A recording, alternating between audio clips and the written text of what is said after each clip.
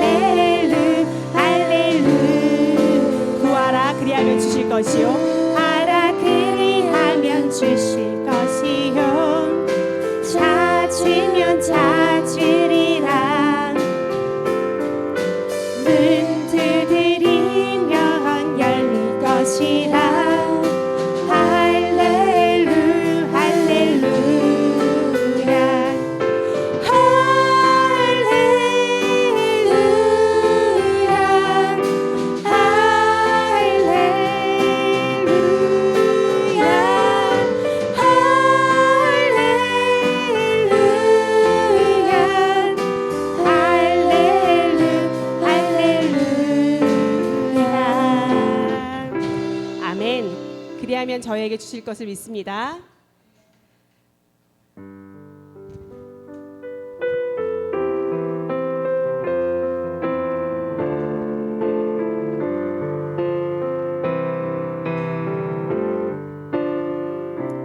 매일 스치는 사람들 내게 무얼 원하나 공허한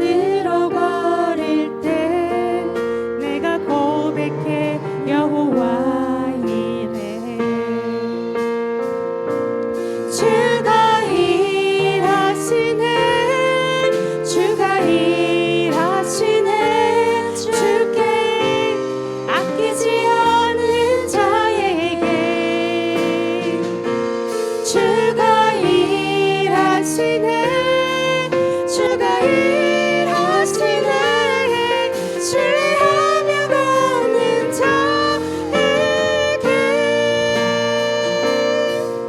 우리 모인 이곳에 주님 함께 계시네 누리네 아버지네 적은 떡과 물고기 내 모든 걸 드릴 때 모두 고백해 여호와 이래 다시 고백하겠습니다. 우리 모인 이곳에 우리 모인 이곳에 주님 함께 계시네 누리네 아버지네 적은 떡과 물고기 내 모든 것 드릴 때 모두 고백해 여호와 이래 주가 일하시네 주가 일하시네 주께 아끼지 않는 자에게 주가 일하시네 주가 일하시네 신뢰하며 걷는 자에게 주가 일하시네 주가 일하시네 주가 일하시네 주께 아끼지 않는 자에게 주가 일하시네 주가 일하시네 신뢰하며 걷는 자에게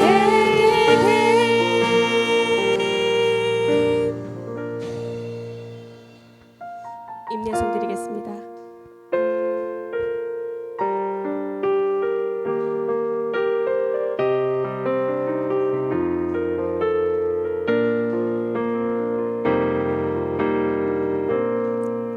하늘의 문을 여소서 이것을 주목하소서 주를 향한 노래가 꺼지지 않으니 하늘을 열고 보소서 이곳에 임재하소서 주님을 기다립니다 기도의 향기가 하늘에 닿으니 주여 임재하여 주소서 이곳에 오소서 이곳에 앉으소서 이곳에서 드리는 예배를 받으소서 주님의 이름이 주님의 이름만이 오직 주의 이름만 이곳에 있습니다. 함께 기도하겠습니다. 작금에 들어가는 많은 상황들을 보면 하나님의 뜻이 무엇인지, 하나님의 계획이 어떤 것인지, 하나님이 우리를 어디로 어떻게 인도하시는 것인지 정말 우리가 깨어서 기도하지 아니하면 그분의 뜻을 깨닫기 어려운 그러한 시기에 우리는 직면해 있습니다. 지금 하나님께서 우리에게 원하시는 것은 무엇일까? 진정 하나님의 자녀들이 하나님 앞에 진정으로 무릎을 꿇고 그분의 뜻을 구하며 그분의 뜻을 묻고 그분의 인도하심을 따라 나아가기를 원하시는 것일 겁니다. 하나님은 늘 우리와 함께 하시면서 우리를 당신의 뜻대로 은혜를 주시고 복을 주시고 우리를 그 길로 인도하시려고 하는데, 우리가 그분의 뜻을 묻지 아니하고 우리가 그분의 뜻을 알려고도 하지 아니하고 때로는 우리가 그분의 뜻을 무시하고 내 마음대로 내 생각대로 내 계획대로 살아가지는 않았는지, 하나님은 많은 징조들을 통해서 우리에게 내가 너를 사랑한다, 내가 너를 이끌 것이다, 내가 너와 함께 할 것이다 라는 징조를 보여주시는데, 우리가 아둔하고 미련하고 교만하여서 그 뜻을 알지 못하고 깨닫지 못하고 세상 가운데서 세상을 바라보며 살아가고 있지는 아니한지, 지난 한 주간의 우리의 삶을 되돌아보면서 이 시간 하나님 앞에 다시 한번 우리가 물을 수 있기를 원합니다. 하나님, 지난 한 주간 동안 정말 하나님의 뜻을 물으며 살아왔습니까? 하나님의 뜻을 깨닫고 그 깨달음대로 살기를 위해 몸부림을 쳤습니까? 정말 말씀 앞에 순종하며 나아왔습니까? 다시 한번 이 시간 진정으로 하나님 앞에 물어보고 기도하는 시간을 갖기를 원합니다. 그것을 묻는 것이, 그리고 그 물음에 대한 답변 앞에 순종하는 것이 진정한 회개의 기도일 것입니다.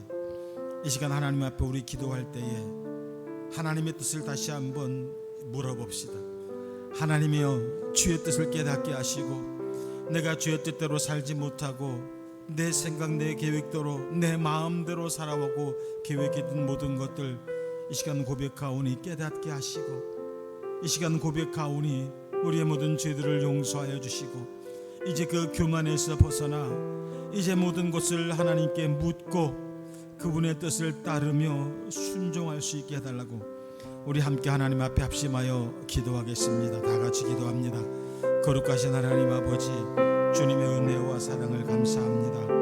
하나님이여, 정말 하나님은 지금 모든 징조를 통하여, 모든 세상 만물을 통하여 우리에게 보여주시고 우리가 깨닫기를 원하고 우리가 주의 뜻대로 살아가기를 원하고 계십니다. 하나님, 그러나 저희들의 믿음이 부족하여서 하나님의 뜻을 미처 깨닫지 못하니 묻지도 못하니 알지도 못하여서 내 생각대로 내 마음대로 내 고집대로 살아왔음을 고백합니다. 그것이 교만이요 하나님 앞에 가장 큰 죄악이라는 것을 이 시간에 고백하며 기도하오니 하나님의 저희들의 믿음 없음을 용서하여 주옵소서. 저희들의 믿음의 연약함을 용서하여 주옵소서. 하나님 앞에 무릎을 꿇고 주 앞에 묻지 않았던 것을 용서하여 주옵소서. 주의 뜻을 깨달으려고 하지 않았던 것 용서하여 주옵소서. 주께서 내게 말씀하셨음에도 그 말씀 앞에 무릎 꿇고 순종하지 못하였음을 용서하여 주시옵소서. 내 마음대로 내 계획대로 살아가며 세상 뜻에 세상 계획에 무릎을 꿇고 그 세상대로 따라 살아왔던 나의 부족함들을 고백하오니 주님 용서하여 주시옵소서. 이 시간 아버지 앞에 예수의 피로 용서를 구하오니 하나님이여, 나의 아버지여, 이 시간 모든 죄악을 맑게 씻겨 주옵소서. 너희 죄가 지름같이 주름같이 붉을지라도 흰눈같이 양털같이 희게 하여 주리라고 말씀하셨사오니 하나님이여, 이 시간 우리 죄를 고백하는 모든 죄의 종들의 기도를 들으시고 응답하여 주시사 예수의 피로 이 시간 깨끗이 사하여 주시사 흰눈같이 양털같이 깨끗게 하여 주시옵소서. 이 시간 고백하며 기도하는 종들의 기도를 주님 들으시고 응답하여 주시사 이 시간 우리가 회개의 은혜를 받게 하여 주시옵시고 그 은혜 가운데 오늘 예배를 승리하게 하여 주시옵소서. 하나님께서 우리 기도를 들으심을 믿습니다. 하나님께서 우리 기도에 응답하여 주심을 믿습니다. 이 시간 이 자리에 함께 역사하심을 믿습니다. 이 시간 저들의 기도에 함께 역사하심을 믿습니다. 주님 도와주시고 함께하여 주시옵소서. 주님, 거룩하신 하나님, 주님의 은혜와 사랑을 감사합니다. 이 시간도 하나님, 주의 백성들이 주의 전에 나와 하나님의 은혜를 사모하며 하나님의 은혜 앞에 용서를 구하며 하나님의 은혜 앞에 회개하며 간구하오니 먼저 하나님, 저들의 모든 죄악들을 예수의 피로 깨끗이 사하여 주옵시고 이 시간 회개하는 종들의 기도를 들으시고 응답하여 주시사 이 시간 그 회개의 자리에 은혜를 채워주시고 이 시간도 말씀 가운데 성령의 역사하심과 그 세미한 음성을 듣게 하여 주시사 한 영혼도 거저왔다 거저가지 않게 하여 주시옵시고, 이 시간 모두 말씀의 은혜, 말씀 가운데 치유의 은혜, 말씀 가운데 회복의 은혜가 임하게 하여 주옵소서. 오늘 우리의 예배를 주님의 손에 올려드립니다. 주님 기뻐 받아 주시옵시고, 우리의 예배 가운데 온전히 함께 하시사 온전히 주님께서만 홀로 영광 받아 주시옵소서. 예수님의 이름으로 감사하며 기도드립니다. 아멘. 전능하사 천지를 만드신 하나님 아버지를 내가 믿사오며 그 외아들 우리 주 예수 그리스도를 믿사오니, 이는 성령으로 잉태하사 동정녀 마리아에게 나시고 본디오 빌라도에게 고난을 받으사 십자가에 못 박혀 죽으시고 장사한 지 사흘 만에 죽은 자 가운데서 다시 살아나시며 하늘에 오르사 전능하신 하나님 우편에 앉아 계시다가 저리로서 산 자와 죽은 자를 심판하러 오시리라. 성령을 믿사오며 거룩한 공회와 성도가 서로 통하는 것과 죄를 사하여 주시는 것과 몸이 다시 사는 것과 영원히 사는 것을 믿사옵나이다. 아멘. 오늘도 거룩한 주일에 저희를 예배의 자리로 부르시고 주님의 임재 가운데 거하게 하심에 감사드립니다. 지난 한 달 동안도 주님의 손길로 저희를 붙들어 주시고 모든 순간마다 인도해 주신 하나님, 새해를 시작하며 품었던 믿음과 다짐을 돌아봅니다. 무뎌진 마음과 나태해진 마음을 바로잡고 다시금 첫 마음과 첫 생각으로 충만하게 하사 하나님을 향한 열정과 사랑에 사로잡혀 주어진 소명을 잘 감당케 하옵소서. 이 땅에 살아가는 동안 진정으로 하나님만을 위하여 살기를 원합니다. 단 한순간도 주님으로부터 멀어지지 않는 매일의 삶이 되게 하여 주시옵소서. 나만을 위한 삶이 아니라 하나님의 영광을 드러내고 하나님의 나라를 확장하는 삶을 살게 하옵소서. 공의로운 하나님 아버지, 나라와 민족을 위해 기도합니다. 대한민국이 하나님께서 주관하시는 나라임을 믿습니다. 대한민국을 다스리는 주님께 모든 것을 의탁하오니 이 땅에 하나님의 정의와 공의가 임하게 하옵소서. 정치 지도자들에게 솔로몬 같은 지혜를 주사 국민을 섬기며 공정과 정의로 향하는 정책과 결정을 내리게 하옵소서. 이 나라의 갈등과 분열을 치유하시고 주님의 평화가 충만하여 진정한 화합의 길이 열리게 하여 주시옵소서. 성도들의 삶을 위해 기도합니다. 성도들의 가정마다 사랑과 감사가 넘치는 천국과 같은 가정이 되게 하여 주시옵소서.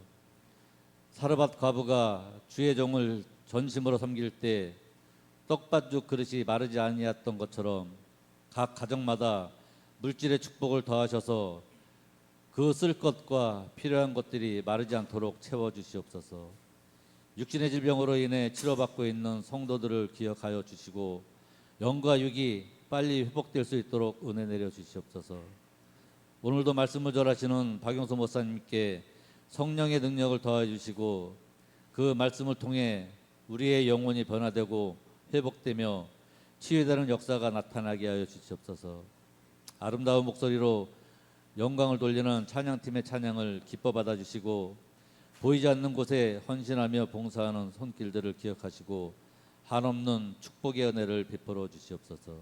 감사하오며 살아계신 우리 주 예수님 이름으로 기도드립니다. 아멘.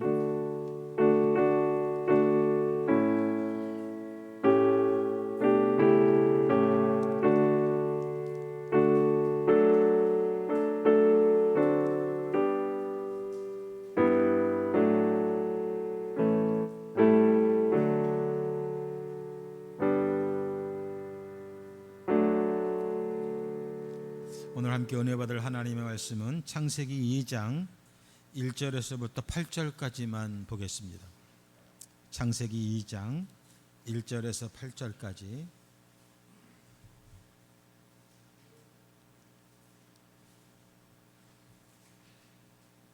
다 찾으셨으면 우리 같이 읽겠습니다. 시작. 천지만 만물이 다 이루니라. 하나님이 지으시던 일이 일곱째 날이 이를 때에 마치니 그 지으시던 일이 다함으로 일곱째 날에 안식하시니라. 하나님이 일곱째 날을 복주사 거룩하게 하셨으니 이는 하나님이 그 창조하시며 만드시던 모든 일을 마치시고 이날에는 안식하셨습니다라. 여호와 하나님이 천지를 창조하신 때에 천지에 창조된 대략이 이러하니라. 여호와 하나님이 땅에 비를 내리지 아니하셨고 경작할 사람도 없었으므로 들에는 초목이 아직 없었고 밭에는 채소가 나지 아니하였으며 안개만 땅에서 올라와 온 지면을 적셨더라. 여호와 하나님이 흙으로 사람을 지으시고 생기를 그 코에 불어넣으시니 사람이 생명이 된지라.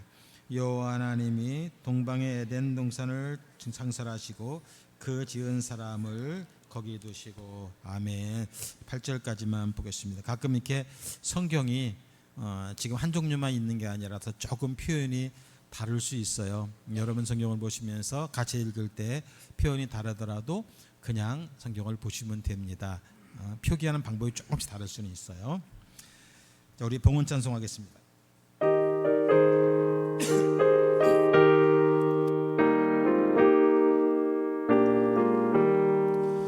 예수 앞에 나오면 모든 상 받으며 주의 품에 안기어 편히 쉬리라. 우리 주만 믿으면 모두 구원 얻으며 영생 복락 멸류관 확실히 받겠네. 예수 앞에 나와서 은총을 받으며 마음의 기쁨 넘치어 감사하리라. 우리 주만 믿으면 모두 구원 얻으며 영생 복락 멸류관 확실히 받겠네. 예수 앞에 설 때에 흰 옷을 입으며 밝고 빛난 내 집에 길을 살리라. 우리 주만 믿으면 모두 구원 얻으며 영생 복락 멸류관 확실히 받겠네.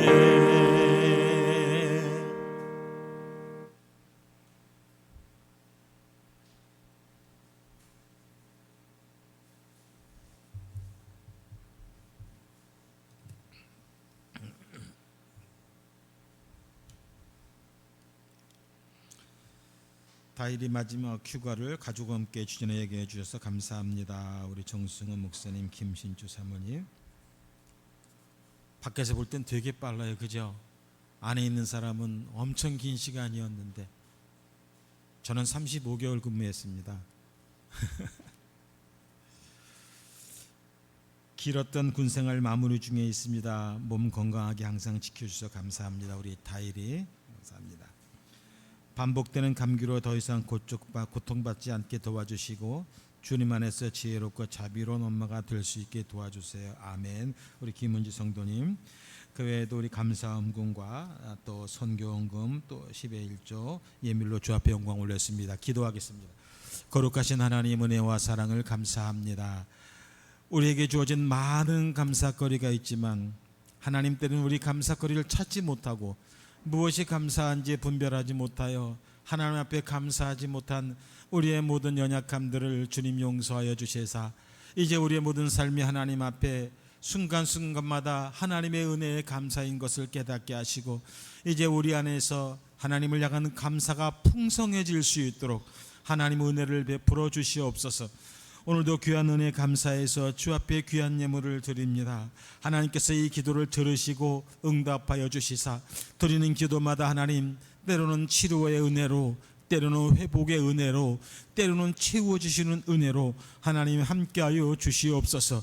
이 시간 마음의 기도와 소원과 기도의 제목을 담아 드렸사오니 하나님 드리는 기도마다 응답하여 주시사 하나님 앞에 또한 물질을 심었사오니 바라고 원하옵기는 이 땅을 살아가며 다시는 물질로 인한 고통 당하지 아니하는 은혜도 우리에게 허락하여 주시옵시고 하나님 앞에 기도를 심었사오니 이 기도가 혹은 100배, 60배, 30배 열매의 결실로 맺어져 더 큰 감사로 하나님께 영광을 돌릴 수 있도록 주께서 은혜를 베풀어 주시옵소서.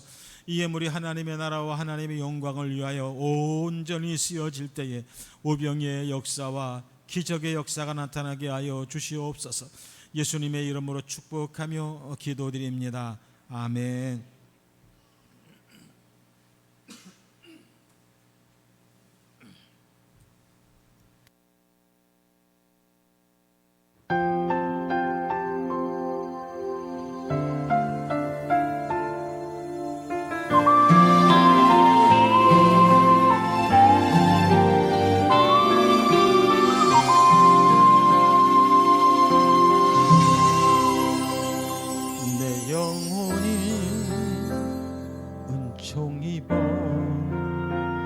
중한 죄짐 벗고 보니 슬픔 많은 이 세상도 천국으로 가도다. 할렐루야 찬양하세. 내 모든 죄 사함 받고 주 예수와 동행하니 그 어디나 하늘나라.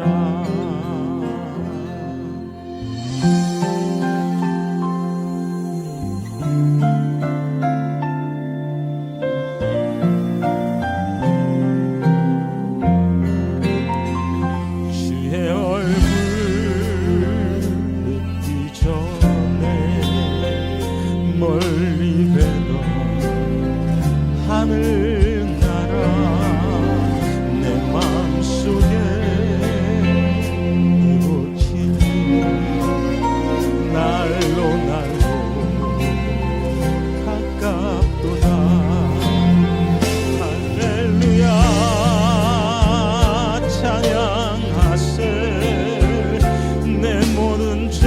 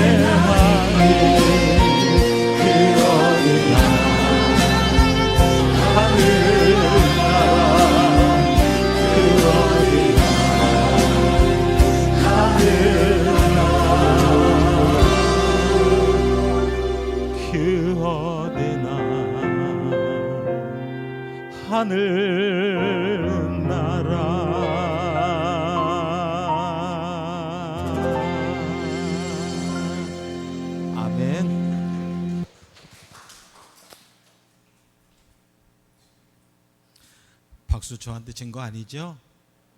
하나님께 감사의 박수를 올리신 겁니다. 하나님께 영광의 박수를 올리신 겁니다. 할렐루야. 아멘. 옆 사람과 인사 한번 합시다. 주의 이름으로 사랑합니다. 주의 이름으로 축복합니다.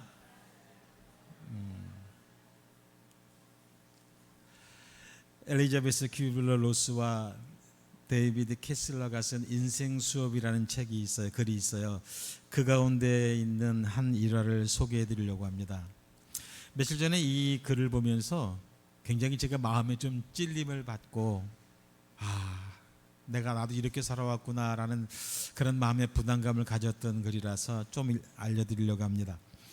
한 일화예요. 어느 기분 좋은 여름날 갓 결혼한 부부가 이제 저녁을 먹고 숲으로 산책을 하러 나갔습니다.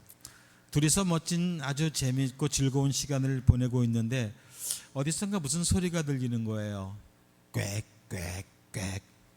아내가 이야기합니다. 여보, 저 소리를 들어봐. 저건 닭 소리가 틀림없어. 아니야, 무슨 소리야. 저건 거위야. 아니야, 저건 닭이 분명해. 남편이 좀 짜증이 났어요. 말도 안 되는 소리 하고 있어. 닭은 꺾어대 하지만 거위는 꽥꽥거리고 울거든. 저건 분명히 거위거든. 그렇게 둘이 다투는 사이에 또다시 소리가 들려옵니다. 꽥꽥꽥. 거 봐, 거위잖아. 아니야, 닭이야. 내가 장담할 수 있어. 저건 닭이란 말이야. 남편이 화가 났어요. 계속해서 우기는 아내를 보면서 화가 났어요. 잘 들어봐. 여보, 저거는 거위라니까. 당신은 정말 생각이 있는 거야 없는 거야 라는 생각까지 나오는데 그 순간 입에 담아서는 안 될 말을 막 내뱉으려는 순간에 남편의 뇌리 속에 스쳐가는 생각이 있었어요. 내가 왜 저 여자와 결혼을 했지? 결혼을 했을 때 내가 어떤 마음이었지? 그 생각이 문득 나면서 이 남편이 얼굴을 누그러뜨리면서 부드럽게 말합니다. 미안해 여보. 생각해보니 당신 생각이 옳아. 저건 닭이야. 그랬더니 아내는 남편의 손을 꼭 잡으면서 이야기합니다. 고마워 여보. 고마워. 두 사람이 사랑 속에 산책을 계속하는 동안에 숲속에서 또다시 소리가 들려옵니다. 꽥꽥꽥. 남편은 생각했습니다. 저게 닭이든 거위든 무슨 상관이지? 훨씬 더 중요한 것은 그 기분 좋은 여름날 저녁에 사랑하는 남편과 아내가 함께 산책을 하는 것이 아니었던가. 그렇다. 저게 닭이든 거위든 무슨 상관인가? 우리가 상대에게 상처를 주고 결국 관계가 단절되는 많은 이유 중에서 하나가 멀리서 들려오는 동물의 소리가 닭인지 거위인지 이러한 사소한 분장에서 비롯된다는 사실입니다. 여러분, 그러기에 내 신앙, 내 신념을 저버려야 할 일이 아니라면, 내게 손해보지 못할, 감당하지 못할 그런 엄청난 손해가 발생하는 일이 아니라면 그냥 상대방의 말을 인정해 준들 무엇이 문제겠습니까? 2025년도에는 이제 한 달이 지나고 두 번째 달이 이제 막 시작합니다. 올해에는 여러분이 신앙생활하면서 또 교회에서 때로는 목사님과의 관계, 때로는 성도들과의 관계, 가정에서라면 부부끼리의 관계, 또 부모와 자녀들과의 관계, 또 세상에서라도 많은 사람들과의 관계 속에서 서로의 상대의 말을 인정해주고 그냥 받아주고, 내 믿음에 금가는 일이 아니라면, 내 신념이 무너지고 내가 감당치 못할 그런 손해가 내게 일어나는 일이 아니라면 그냥 받아주고 인정해주고 그냥 함께 가는 좀 그런 우리의 삶의 모습이 되면 어떨까, 그런 마음에서 이 말씀을 먼저 드립니다. 우리 2025년도 한 해에는 우리 행복한 선교교회가 그렇게 서로의 말을 인정해주고 받아주고 감싸주고 품어주는 그러한 교회가 될 수 있기를 주의 이름으로 축원합니다. 또 제일 중요한 것은 여러분 담임 목사님을 여러분들이 품어들 주셔야 돼요. 품어주시고 또 목사님의 말을 다 받아주시고 인정해주시고 따라주시고, 이것이 진정한 교회의 모습일 것입니다. 할렐루야. 사람들은 모든 것의 시작에 대해서 굉장히 참 궁금해합니다. 그래도 지금도 천문학자들은 끊임없이 우주의 근원을 밝혀보겠다고 천체를 연구하고 우주선을 띄워서 뭐 달이든 화성이든 막 탐사하려고 끊임없이 노력하다가 뭐 화성에서 뭐 물 비슷한 게 발견됐다, 난리가 나죠. 화성에서 또 뭐가 조금 이상한 게 발견됐다, 난리가, 전 세계가 난리가 납니다. 또 지질학자들은 끊임없이 땅을 파헤쳐서 뭔가를 끊임없이 찾아내려고 하죠. 공룡의 흔적이라고 찾아서 그걸 복원한다고 난리고, 문화재 현장을 찾아서 그것을 발굴한다고 난리들입니다. 그래서 경주 같은 데 가보면 저랑 아주 친하신 목사님이 경주에서 목회를 하신데 이게 그렇게 이야기를 하더라고요. 경주는 집거리도 잘 안 되고 땅거리도 잘 안 된대요. 왜냐하면 혹시라도 집 짓는다고 땅 파다가 뭐 비슷한 뭔 쪼가리 하나 나오면 갑자기 모든 게 중단되어서 문화재청이 나와가지고 발굴한다고 난리가 난답니다. 땅 주인 입장에서는 엄청난 손해가 나는 거죠. 그러게 뭐를 하나 지어도 절대로 땅 깊이 안 판답니다. 땅 깊이 안 팔고 대충 파고 거기다가 집 짓는다고 합니다. 혹시라도 파다가 뭐 조각이라도 하나 나오면 이제 망하는 거야, 이제 망하는 거야. 이렇게 사람들은 역사적인 과거의 모습들을 드러내고 또 재현하기 위해서 돈과 많은 시간들을 쏟아붓고 있습니다. 그러다 보면 이제 사람의 시체까지도 좀 썩지 않고 빼빼 마른 시체까지라도 발견되면 미라 발견됐다고 또 난리들이 나죠. 정말로 모든 것을 밝혀내보려고 하는 이 사람들의 노력은 정말 실로 대단합니다. 아주 굉장합니다. 그럼에도 불구하고 실제로 완벽하게 과거의 사실을 드러낸 적은 별로 없다는 사실입니다. 확실하게 이것이다라고 말할 수 있는 사람도 그리 많지 않다는 것입니다. 노력과 수고에 비해서 밝혀낼 수 있는 것에 한계가 있다는 거죠. 그러게 그저 사람들이 말할 수 있는 것은 이걸 이럴 것이다, 저럴 것이다, 이럴 확률이 높다, 겨우 그 정도가 전부이죠. 그렇다면 인간의 이런 노력과 수고에 대한 진정한 해답은 없는 것일까? 우리는 그 해답을 어디에 가서 찾을 수 있을까? 그것은 사람의 기원에 대해서도 마찬가지일 것입니다. 많은 학자들이 진화론이라는 것을 만들어내고 또 그것을 연구하고, 어떤 이들은 사람의 조상이 뭐 원숭이라니 각각 모든 학생들을 만들어내고 있지만 그 어느 것 하나도 이것이 정답이다, 이것이다라고 확신할 수가 없다는 사실입니다. 찾아내려고 하면 할수록 더 미국의 경지에 빠져든다는 것이, 알려고 하면 할수록 더 모르겠는 거예요. 알려고 하면 할수록 더 머리가 아파진다는 것입니다. 파고들면 들수록 더 알 수가 없어지게 된다는 거죠. 정말 우리 사람의 기원에 대해서 우리는 그렇게 알 수가 없다는 말일까? 여러분, 그러나 분명한 것은 우리는 해답을 알고 있습니다. 세상의 학자들, 과학자들이 그렇게 찾으려고 해도 찾을 수 없는 그 해답을 우리는 알고 있습니다. 우리는 알고 있어요. 오늘 읽은 우리의 성경에 보면 그 세상의 모든 시작과 모든 과정들을 세밀하게 말씀해주고 있습니다. 굳이 연구할 필요가 없어요. 연구할 필요가 없는데 그 성경 앞에 오면 모든 의문의 해답점을 찾을 수가 있는데, 세상 사람들은 이 해답점을 찾지 않고 엉뚱한 데 가서 찾으려고 하니까 찾아지지 않는 것이죠. 성경은 이 세상의 시작 그 전은 어떠했는지, 시작의 과정은 어떠했는지, 하나님이 어떻게 창조했는지, 그 창조의 순서와 과정까지도 매일매일에 대한 것까지도 자세하게 묘사되어 있어요. 마치 그림처럼, 마치 어떠한 동영상을 보는 것처럼 하나님이 그렇게 자세하게 펼쳐 놓으셨다는 사실입니다. 오늘 그리고 우리 인간의 처음 시작에 대해서 본문은 우리에게 이렇게 말씀하고 있어요. 즉, 내가 오늘 어떻게 존재하게 되었는가, 나는 어떻게 생겼는가, 나는 무엇인가에 대한 정확한 답변을 주고 있다는 사실입니다. 본문은 이렇게 말씀하고 있어요. 하나님이 흙으로 사람을 빚으시고 그 코에 생기를 불어넣으시니 생명이 되었다. 뭡니까 이게? 이게 무슨 소리입니까? 즉, 내 존재의 시작이 흙이라는 거예요. 여러분의 존재의 시작이 흙이라는 거예요.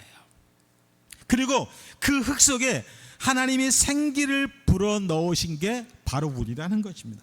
그러게 오늘 여러분과 저를 낱낱이 분해해 보면 뭐만 나와요? 흙하고 흙과 하나님의 생기만 나온다는 것입니다. 이 두 가지가 합쳐진 게 바로 우리라는 것이죠.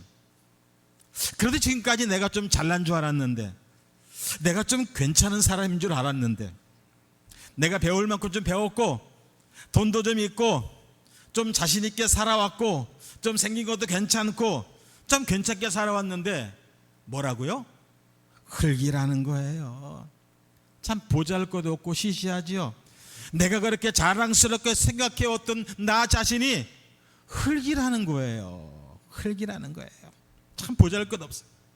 어쩌면 하나님께서 마치 무슨 흙놀이 하듯이 흙을 쪼물딱 해줘서 아무것도 아닌 흙 속에다가 이것에 하나님의 생기를 딱 불어넣으니까 이것이 생명이 되고 이렇게 아름답고 예쁜 사람들이 되었다는 사실입니다. 저는 처음 예수 믿기 시작한 이후에 이 부분을 볼 때 한 자존감이 좀 상했을 때가 있었어요. 그럼 나는 어떠한 흙일까? 모래흙일까? 진흙일까? 황토흙일까? 이런 생각을 해본 적도 있습니다. 만약에 믿지 않는 사람들에게 가서 너는 흙이야, 너 별 볼 일 없어, 흙밖에 안 되라고 말한다면 아마 그 사람들이 뭐라 그럴까요? 여러분, 하나님은 왜 굳이 인간을 흙이라고 말씀하고 있었을까요?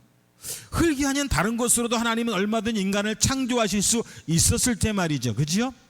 굳이 흙을 사용하지 않아도 말씀으로 인간을 딱 만드시고 말씀으로 모든 것을 행하실 수도 있었을 텐데 말이죠.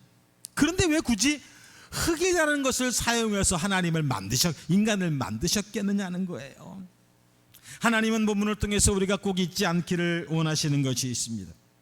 하나님은 우리의 창조주이십니다. 우리는 그의 피조물입니다. 이게 무슨 말이죠? 우리는 창조주가 아니라는 거예요. 여러분은 창조주가 아니라는 거예요. 그렇다면 그건 무슨 말씀이에요? 창조주가 아니면서 창조주처럼 살면 안 된다는 것입니다. 창조주가 아니면서 창조주의 흉내를 내서도 안 된다는 것입니다. 마치 내가 창조주인 것처럼 내가 하고 싶은 대로 살아가고 내 마음대로 살아가고 내 모든 결정 나 혼자대로 내 마음대로 하고 내 마음껏 세상을 살아간다면 그것은 창조주를 무시하는 것과 같다는 것입니다. 여러분, 교만이라는 것이 뭐죠? 잘난 체 하는 것이 교만입니까? 뭐 내 자랑만 많이 넣는 것이 교만입니까? 물론 그런 것도 교만의 극히 일부분일 수 있어요. 그러나 교만이라고 하는 것은 무엇인가? 나를 주관하시는 나의 주인이시며 나의 아버지이신 그분과 상의하지 않고 그분께 묻지 않고 내 마음대로 행동하는 것, 이게 바로 교만이에요. 여러분, 기도하지 아니하고 말씀대로 살려고 노력하지 아니하고 하나님 앞에 무릎 꿇지 아니하고 하나님의 뜻을 묻지 않고 내가 하고 싶은 대로 하는 것, 이게 하나님 앞에 가장 큰 교만이라고 하는 사실이에요. 신앙생활을 오래 하다 보면, 교회 생활을 오래 하다 보면 참 모든 게 익숙해져요. 그죠? 굳이 기도하지 않아도 내 스스로 다 처리하게 되죠.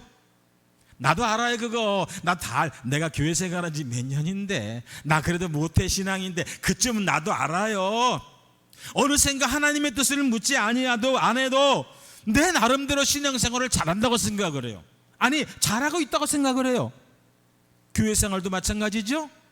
어느샌가 교회 생활에 익숙해져서 그냥 눈 감아도 착착착착착 교회가 돌아갑니다. 굳이 귀찮게 시간 내서 하나님께 물을 필요 없이 알아서 잘 돌아갑니다. 더 이상 하나님께 묻지 않습니다. 그리고 내 마음속에 이런 마음이 있습니다. 하나님, 나도 잘할 수 있어요. 하나님, 나도 잘해요. 내가 경력이 얼만데요. 우리는 언제든 이런 교만에 빠질 수 있다는 거예요. 어쩌면 지금 이 교만에 깊이 빠져 있을 수도 있어요.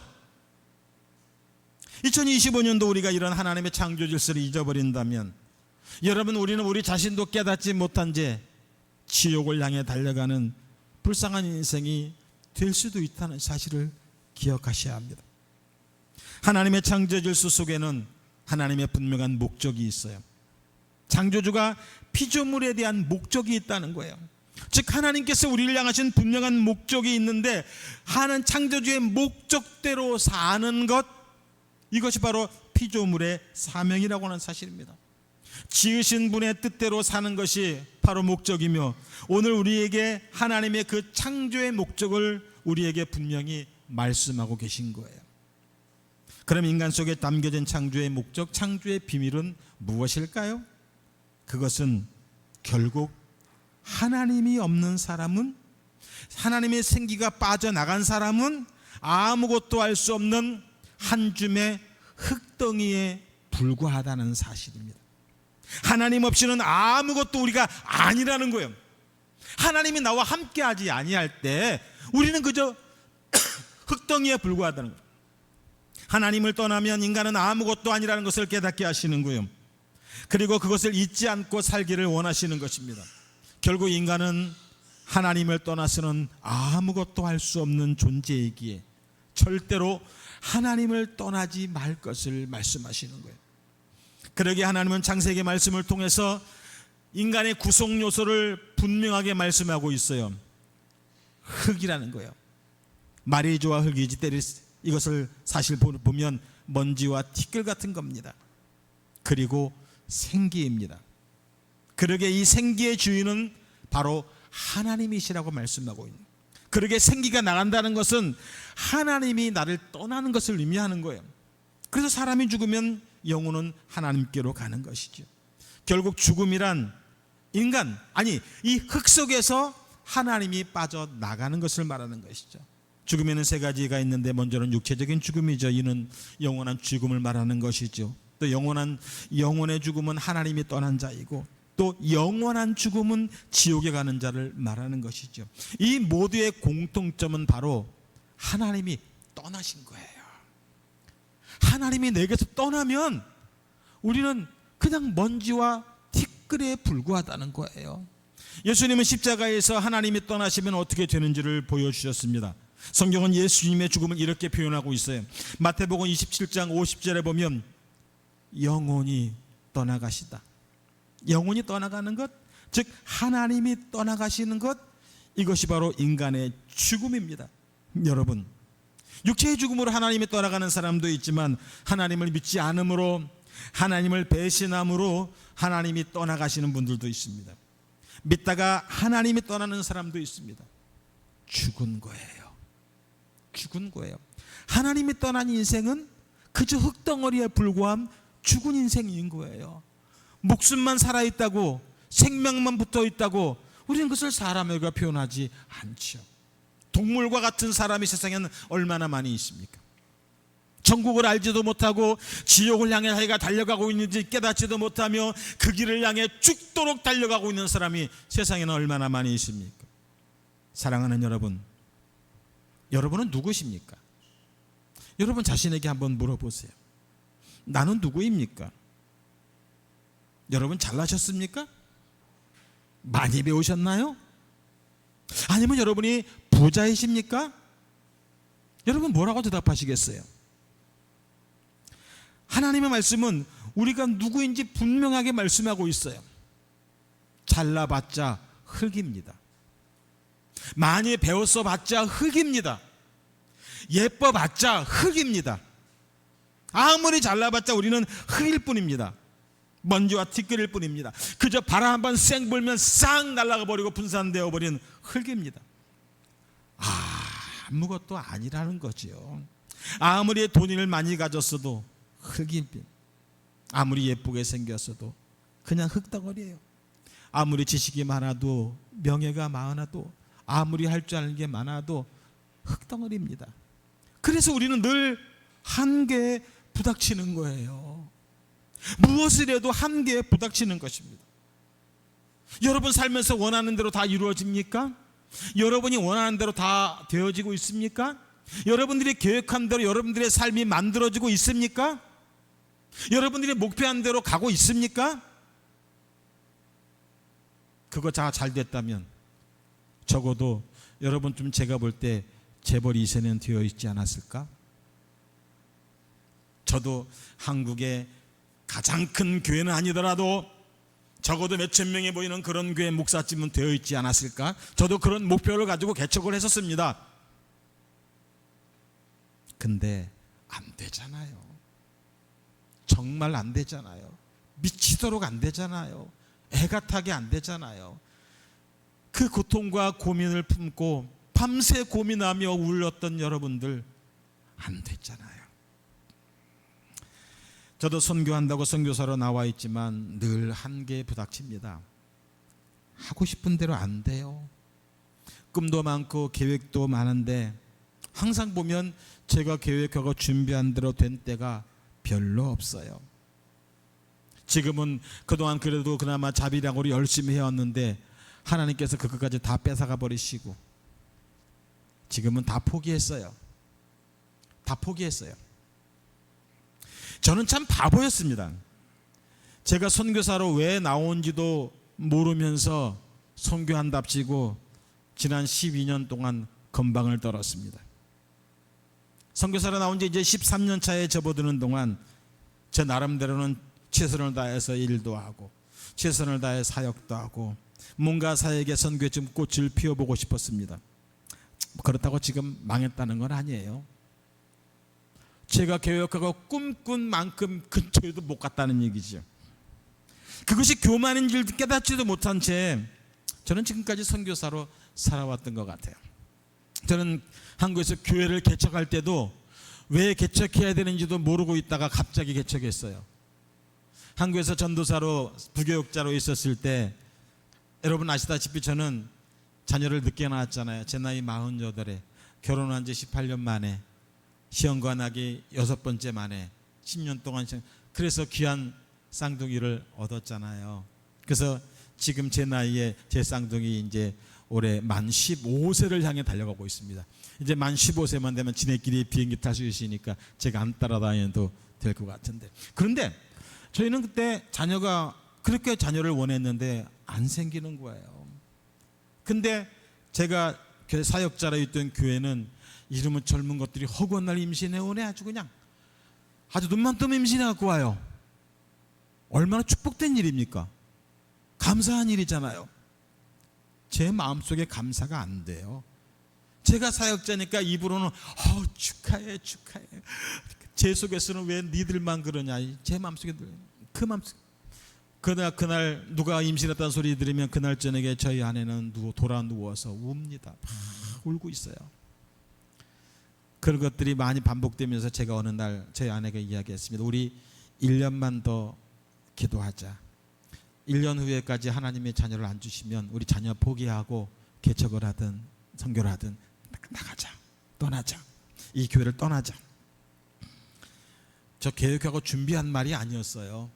그 순간 생각이 나서 한 말이니까 당연히 잊어버리겠죠. 잊어버리고 있다가 정확히 1년 후에 어느 날 담임 목사님이 저를 부릅니다.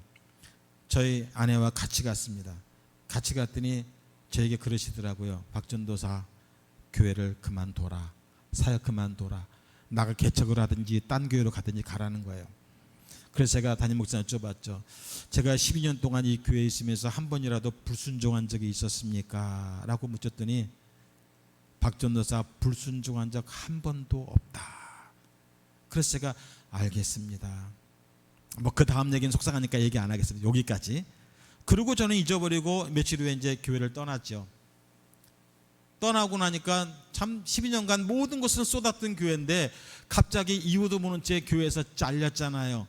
잘리고 나니까 속상해서 앞이 보이지도 않고 무엇을 어떻게 해야 될지도 모르겠고 딴 데 개척을 준비했던 적이 한 번도 없었고 다른 교회로 가려고 어디 이력서를 내본 적도 한 번도 없는데 갑자기 막막하잖아요.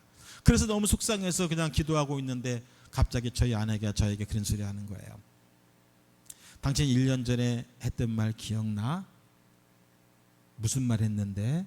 1년 전에 1년 동안 아무 일 없으면 사역을 나가기로 했잖아.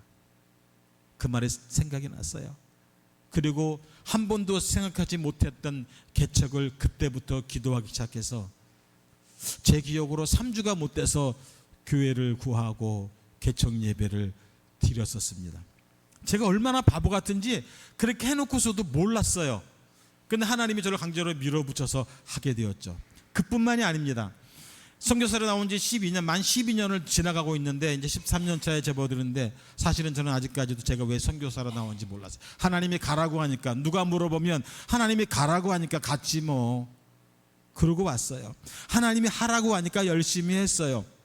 그런데 지난 1월 초에 제가 지금 여기 우리 중부루선 선교사협의회 회장이잖아요. 회장이니까 저희 선교사협의회 회장 이제 회원 중에서 이제 필리핀 교회 그 헌당 예배가 뭔지 아시죠? 헌당 모르세요? 교회가 성전을 건축하면 입당 예배라는 것이 있고 헌당 예배라는 것이 있는데, 입당 예배는 교회를 짓고 건축이 완성이 되면 처음 이제 예배를 거기서 드리기 시작하면서 드리는 예배를 입당 예배라고 하고요. 그 다음에 교회 빚을 다 갚고 그랬을 때 이제 온전히 교회를 하나님께 올려드린다. 빚 다 갚았으니까 올려드린다 할 때 헌당 예배라 그래요. 그래서 헌당 예배를 드리는데 제가 회장이니까 와서 축사를 해달라고 합니다. 필리핀 교회니까 당연히 따갈록으로 준비해 갔죠. 따갈록으로 준비해서 딱 하려고 딱 갔는데 가보니까 필리핀 사람은 몇 명 안 되고 전부 다 한국 사람밖에 없네. 90%가 한국 사람이네. 따갈록으로 할 필요가 없잖아요. 그래서 따갈록으로 준비해 갔는데 따갈록을 안 하니까 갑자기 이게 다 바뀌어야 되잖아요. 축사 제가 준비하고 갔던 것이 다 바뀌어져야 되잖아요. 그래서 갑자기 그날 하나님께 기도했죠. 하나님, 이건 뭐라고 축사해야 돼요? 하나님, 이거 어떻게 축사를 해야 돼요? 내가 준비한 거는 따갈로그 필리핀 성도들 대상으로 해서 쫙 준비했는데 한국 사람밖에 없는데 이거 어떻게 해야 돼요? 막 기도하는데 하나님께서 그 순간 저에게 탁 깨달음을 주시는 거예요. 그래서 저는 축사를 이렇게 했습니다. 1992년도에 분당샘물교회에서 아프가니스탄에 선교사를 파병했을 때, 그 선교지에 가서 분당샘물교회 그 배영규 목사님이 순교를 당했을 때에 한국 교회들에서 난리가 났었죠. 선교가 잘못되었다. 꼭 저런 식으로까지 선교를 해야 되느냐. 선교의 방법을 바꿔야 된다. 교회들에서조차도 찬반 분분이 한반이 분분했습니다. 찬반 양론이. 그때 저는 그 사건을 보면서 하나님께 이렇게 기도했습니다. 하나님, 언제 저에게 저런 기회를 주시렵니까? 하나님, 이 땅에 생명을 다하기 전에 하나님, 저도 순교할 수 있는 기회를 좀 주세요. 저는 제 믿음으로는 못해요. 하나님, 제 힘으로는 못해요. 하나님, 저는 그런 순교의 자리에 갈 자신이 없어요. 하나님, 그런데 하나님이 저를 그 자리에 갖다 놓으시면 가야 되잖아요.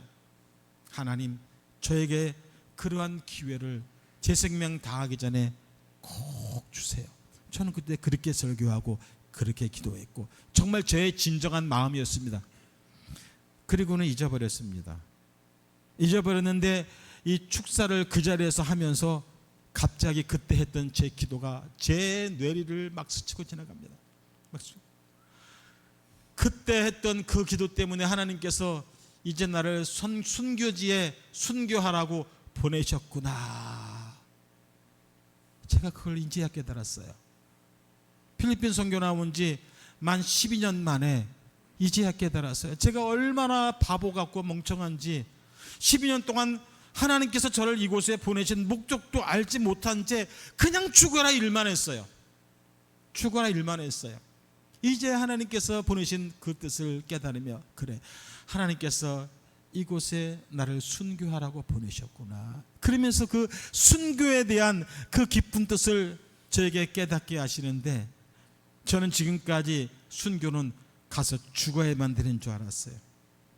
거기 가 총 맞고 죽고 칼 맞고 죽고 어디 가서 죽어야만 순교인 줄 알았어요. 그런데 하나님께서 저에게 순교의 마음을 주시면서 진정한 순교가 무엇인지를 깨닫게 해주셨어요.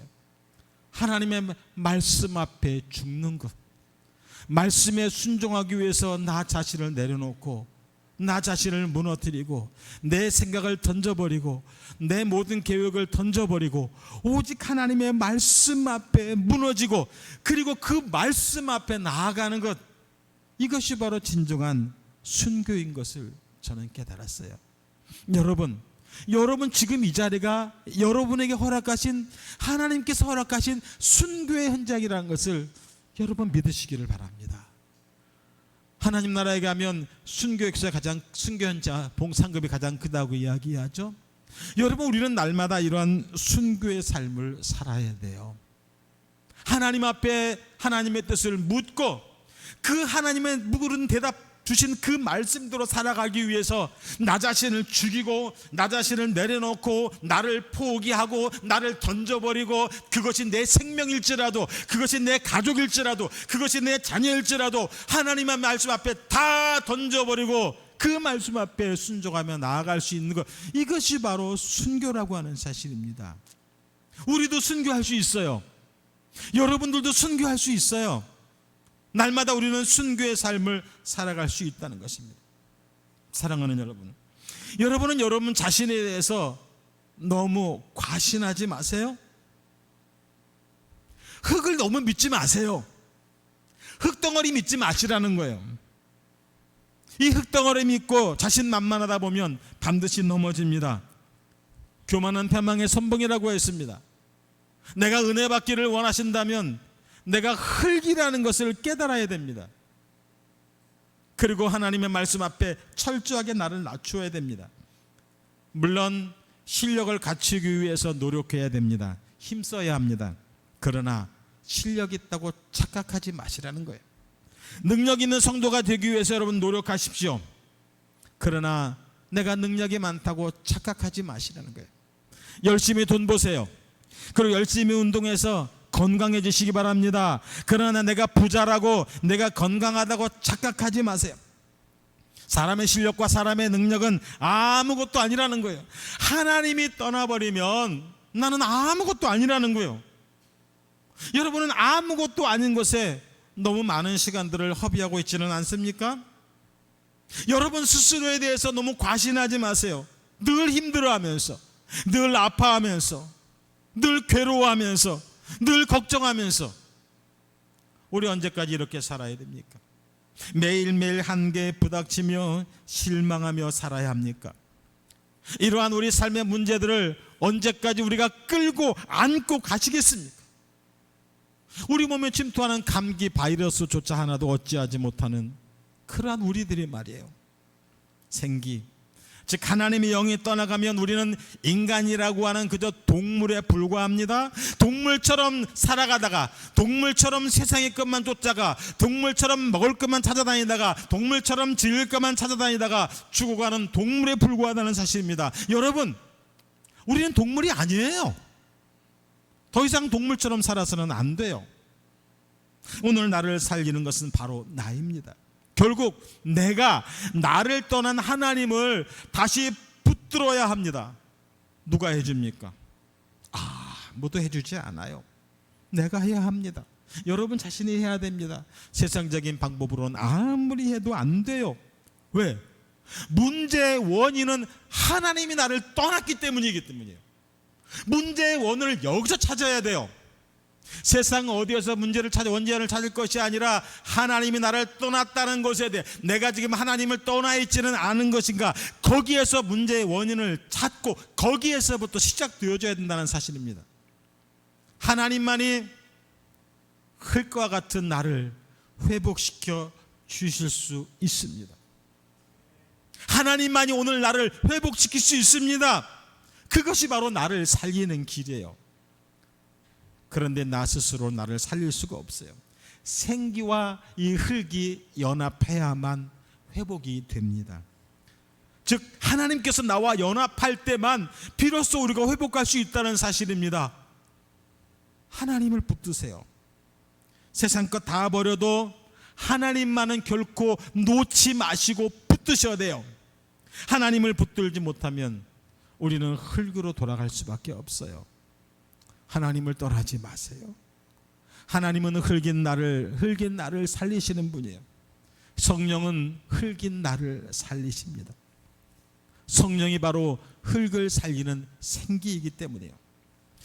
성령 하나님을 붙들어야 우리가 살 수 있습니다. 하나님을 붙들어야 흙과 같은 하찮은 존재에서 하나님의 귀한 자녀가 될 수 있습니다. 어떻게 하나님을 붙들 수가 있습니까? 하나님이 눈에 보인다면 바지가랑이라도 붙잡고 늘어지겠는데, 하나님은 눈에 보이질 않아요. 어떻게 하나님을 붙드실 수 있겠어요? 요한복음 1장에 보면 말씀이 곧 하나님이라고 말씀하고 있어요. 여러분, 말씀이 하나님입니다. 말씀이 예수님입니다. 말씀이 성령님입니다. 말씀이 바로 생기입니다. 말씀이 바로 나를 살리는 생기라고 하는 사실이에요. 오늘 이 설교 말씀이 곧 여러분을 살리는 생기라고 하는 거예요. 이 설교가 우리를 살리는 것입니다. 즉 하나님의 말씀이 나를 살리는 것입니다. 그러게 말씀을 들을 때에 생기가 내게 들어오는 거예요. 말씀을 들어야 해요. 하나님은 설교를 통해서 우리 몸에 생기를 불어넣으시는 거예요. 그러게 말씀을 듣지 아니하면 생기가 없어질 수 있다는 겁니다. 생기가 없어지니 결국 믿음이 떨어지고, 믿음이 떨어지니 결국은 하나님을 떠나게 되는 것입니다. 사랑하는 여러분, 말씀에 집중하셔야 돼요. 설교 시간에 집중하셔야 돼요. 그래야 여러분의 믿음이 살아나고 영혼이 살아나고 육체가 살아나는 것입니다. 설교를 들을 때에 성령의 감동이 내 마음속에 임하는 거예요. 설교를 들을 때에 내 속에서 성령께서 세미한 음성으로 나를 터치하시고 나를 관여하시고 나를 치유하시고 나에게 은생기를 주시는 거예요. 설교 속에서 하나님은 내게 말씀하십니다. 설교를 들을 때에 성령의 음성을 듣게 됩니다. 설교를 흘려 들으면 생기도 흘러가 버릴 수 있어요. 그러기에 설교에 집중하시고 설교를 통해서 하나님을 만나실 수 있길 바랍니다. 그러기에 2025년도 저는 여러분에게 이렇게 권고합니다. 예배에 생명을 거세요. 예배가 우리의 삶에서 가장 중요합니다. 예배에 성공하지 못하면 우리 흙 속에서 생기가 빠져나갑니다. 예배를 위해서 하나님께서 이 교회를 세워주신 거예요. 예배를, 교회를 여러분의 삶에서 최우선 순위로 두시기를 바랍니다. 예배를 통해, 말씀을 통해 하나님의 생기가 우리 속에 채워질 것입니다. 그 생기가 우리를 살릴 것입니다. 그 생기가 우리를 진정한 하나님의 자녀로 만들어 줄 것입니다. 2025년도 여러분의 생기가 회복되시기를 축원합니다. 생기가 회복되면 여러분, 우리는 더 이상 흙이 아닙니다. 우리는 더 이상 먼지와 티끌이 아닙니다. 이제는 하나님의 축복된 자녀들입니다. 더 이상 가치 없는 흙이 아닙니다. 오늘 말씀 가운데 여러분의 생기가 회복되었음을 믿으시기를 바랍니다.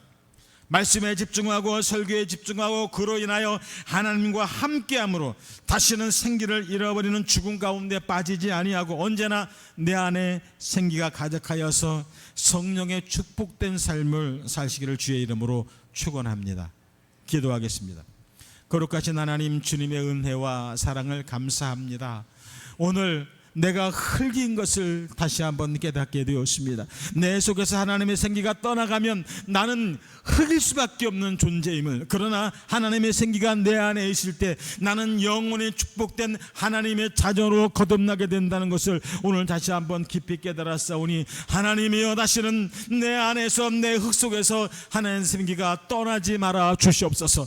떠나지 않기 위하여 우리가 그 말씀을 늘 묵상하며 상고하며 말씀 가운데 임하시는 생기를 늘 내 안에 품을 수 있는 믿음의 결단 허락하여 주시고, 이제는 우리의 삶 가운데서 하나님께 드리는 예배를, 말씀을 들을 수 있는 시간을 가장 최우선의 삶에 줄 수 있도록 하나님의 은혜를 베푸시고 오늘 예배 가운데 함께하여 주시고, 2025년도 우리 행복한 교회 모든 성도들 말씀으로 승리하며 예배가 최우선이 되며 예배로 승리하며 예배 가운데 말씀으로 하나님의 생기를 충만히 채우는 귀하고 복된 성도들 다 되게 하여 주시옵소서. 예수님의 이름으로 감사하며 기도드립니다. 아멘. 축도합니다. 이제는 우리 구주 예수 그리스도의 은혜와 하나님의 크신 무한하신 사랑하심과 성령님의 감동 감화하심이 이제 하나님의 생기를 우리 안에 체험으로 이제는 더 이상 흙이 아니라 하나님의 귀한 축복된 자녀로 거듭난 모든 죄 백성들 머리머리 위에와 가정 위에 사업 위에 또 행복한 선교교회 위에 이제로부터 영원토록 함께 계실지어다. 아멘.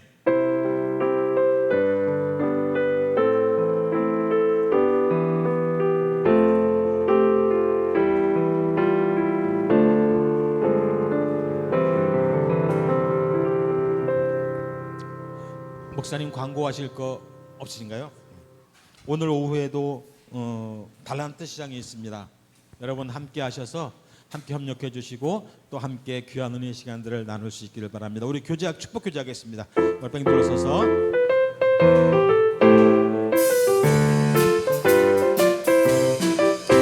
너는 항상 너마로 뻗은 나무 가지 예쁜 열매처럼 하나님의 귀한 축복이 삶에 가득히 넘쳐날 거야. 할렐루야. 너는 어떤 시련이 와도 능히 이겨낼 강한 발이 있어. 전능하신 하나님께서 너와 언제나 맨 이쪽 먼저 했는데 오늘은 이쪽 먼저. 너는 하나님의 사랑, 너는 하나님의 사랑, 아름다운 하나님의 사랑. 나는 널 위해 기도하며 내 길을 이번에 있죠.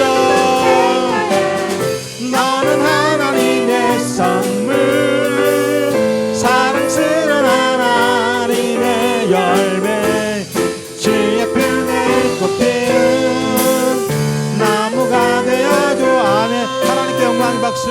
할렐루야. 아멘.